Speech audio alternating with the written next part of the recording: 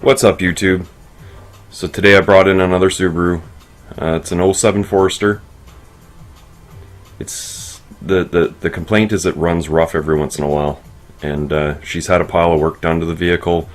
Prior to her owning it, she's got all the service receipts, and then she's had a little bit of trouble from those services that were done since she's owned it. So I look at this engine and it almost looks like maybe it's out of a scrapyard vehicle. There's a lot of corrosion built up on it, especially the intake, and then the alternator's got a bit of scale and stuff. So that may be a used engine that's in this thing, because everything else looks so clean in it. But the check engine light is on. She says that it does run rough. If it sits a while and she seems to get in, it runs rough for a while, and then it starts to clear out. So the first step of attack is going to be plug in the little scanner that I have and just read the code, see what's there for codes, and hopefully it flags something to me right away that I can just go after and kind of start checking out. So the first thing we're going to do is plug in the Obd2 connector. There's a nice little pocket here. It's uncovered. Subaru makes it nice and accessible. As soon as we plug it in, the scan tool will power up. I'm going to turn the key on, just to the on position, don't need to be running. And first, we'll just go straight into Obd2 Diagnosis. It'll go through all the different protocols and pick up the right one. And right away it's connected, and it tells me there's one diagnostic trouble code stored in this ECU. So we're going to go to read codes.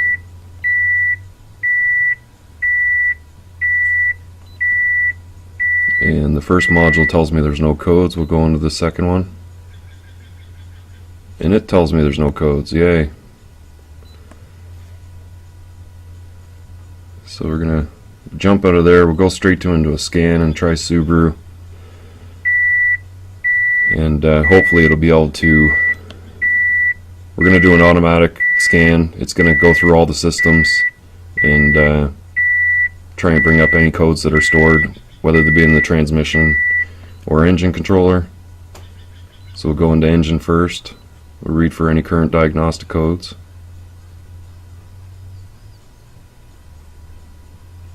It tells me there's no DTCs stored there. Check history. See if anything's been stored but cleared. It tells me cylinder number 2 misfire. There's another code stored. Proprietary codes. So maybe Subaru has a code definition for 20B0. Might have to look into that. But it looks like misfire number 2. We'll go into the transmission controller and have a quick look at it.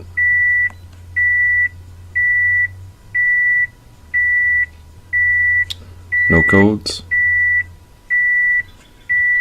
Check history. No codes. And really, realistically, because if the ABS is causing a problem in the brake control system, the light would come on for ABS, and the same for the SRS system and supplemental restraint system, which includes all your airbag controls. So it looks like we're chasing a 302, which is cylinder misfire on number 2.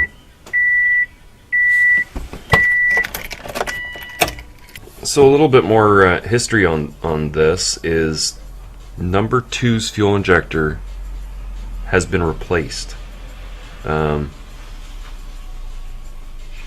She had a fuel leak, but I'm going to pull that spark. I'm going to pull both plugs on the side and have a comparison between one and the other. Dealing with misfire code as basic as 302 could lead you off into so many directions that it's something you want to narrow down without spending money.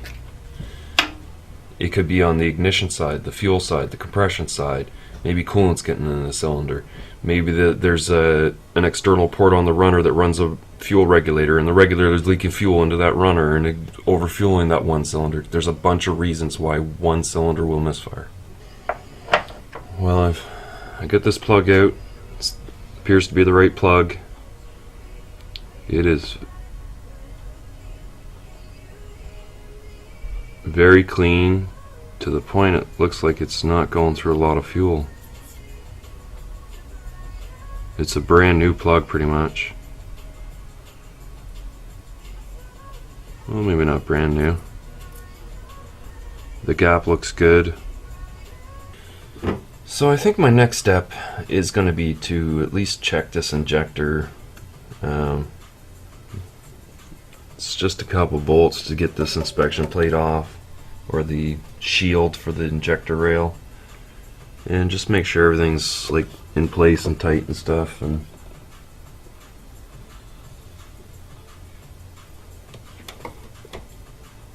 just see if I notice any problems.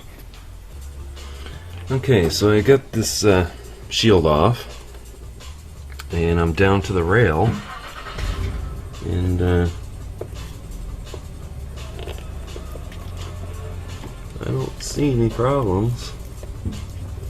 The injectors are plugged in. The wires don't seem to be pulled from the connectors at all. The wiring harness appears to be in good shape. Just moving this around a bit, I've gotten it to leak fuel a little bit. So I would say it's still got a slow leak of some kind at this injector. So I've gotten the rail off, and I've got both injectors in my hand. This is the replacement injector. This is the factory injector. I notice obvious difference in the top O-ring. This looks like more of a fuel injection O-ring, which should be on there, and this kind of looks like more of a generic O-ring. They're both Denso injectors, but here on the bottom there's another difference. This grommet looks like it's missing a little tiny bit of material, and it doesn't have one of these plastic caps on the end. But I don't think the plastic cap could be on there to seat it properly.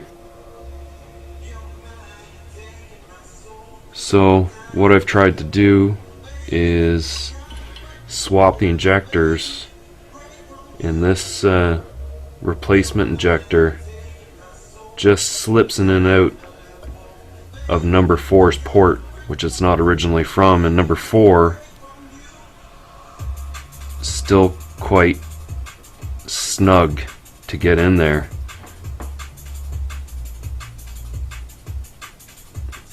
Whereas this one will just pop right out. Not cool. So I just had one of these engines apart. I think I get some extra injector O-rings. I don't know if they'll be the right size or not. I'm gonna have to look for them and see if there's something I can do with that. Okay, so I did find pretty much the exact same O-rings that were on there to replace it. I wouldn't say they're as nicely seating as what an OEM O-ring would be. So an ultimate recommendation: get some Subaru factory OEM O-rings for your fuel injectors. But I did replace the O-ring. I've installed it in number 4 just to change the scenario, and I gave the bracket just a little tiny adjustment, just to maybe push down on that injector and seat it a little tighter. So I've got everything set back in place, and I'm gonna hand tighten that rail down.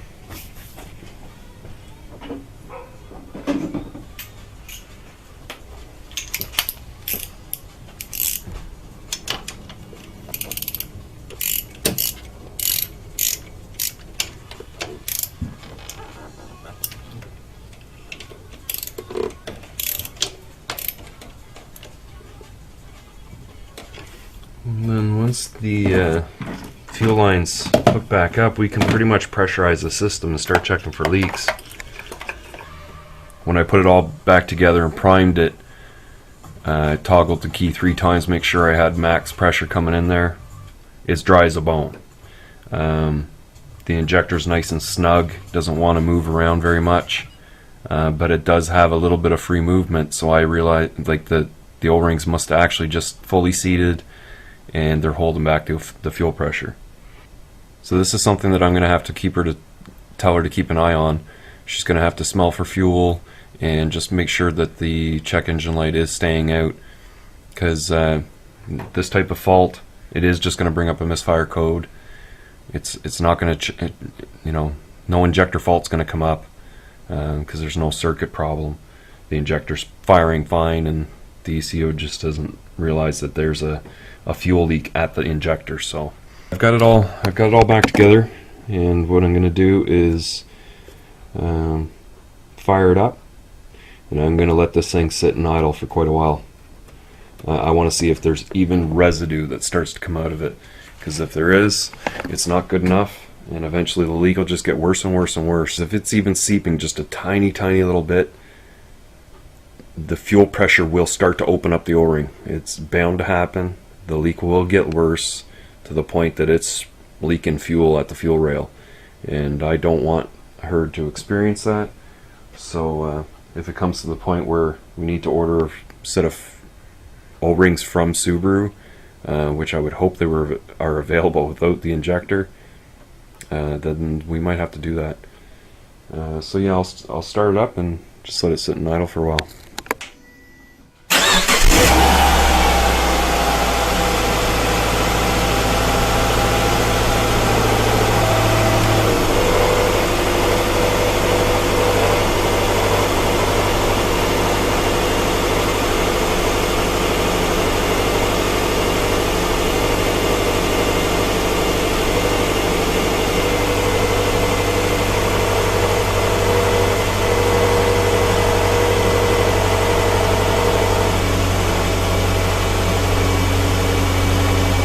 Looks good. So I've run the car for a little bit, and it runs great. No leaks whatsoever. Pretty sure good to go. So I'm going to go about clearing the code. And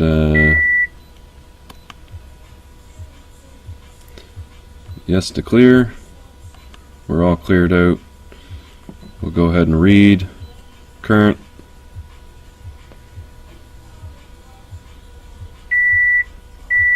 No codes. Anything left in history? There shouldn't be.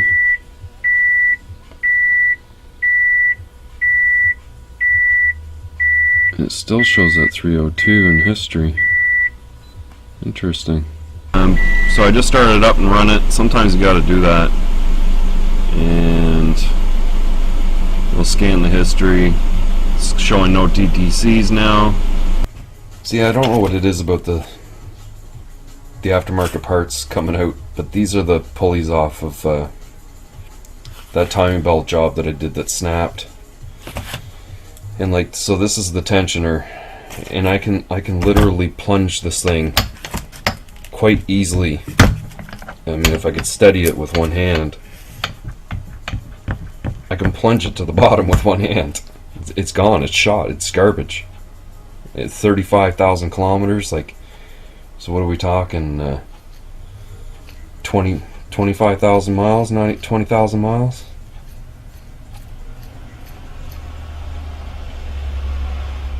The bearing also makes noise and is raspy. This bearing is raspy. This bearing is raspy. This bearing is fucked. I can actually feel this pulley like out of balance. It shakes all over while it's spinning. There's like no mileage on it. So if you're wondering who makes these, D&J. And I've read online they've got some notorious problems for a bunch of stuff. And all of them are D&J. I've read it on all of them. Even the tensioner says D&J on it somewhere.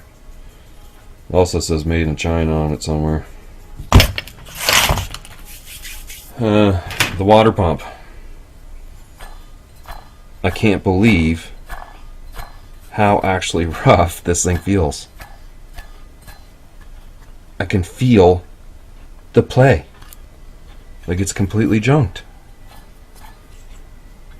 And I feel so bad for him because, you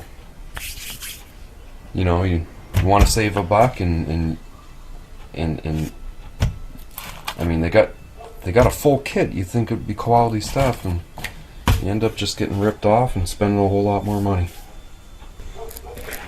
And the same thing applies to the fuel injector in this thing. It's not the injector, it's the O-rings that they put on the injector. They don't seat properly.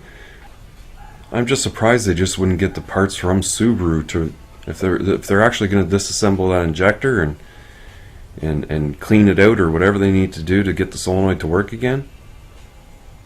Why they just wouldn't put Subaru O-rings on it? They don't have to actually buy the injector, they're rebuilding it. But they cheap out, get these cheap O-rings, put them on there. Once it's in the box and you open it, it's yours. So yeah, I'm kind of glad that I didn't spend very long on this car, and that I did get it reasonably fixed up for her. And hopefully it's going to last at least for the next little while. Hoping that she doesn't have any problems with it. But you never know, right? I might be back into it at some point. Swapping the injector to number 4 and leaving it in number 4 will help me in diagnosis in the future if I have to.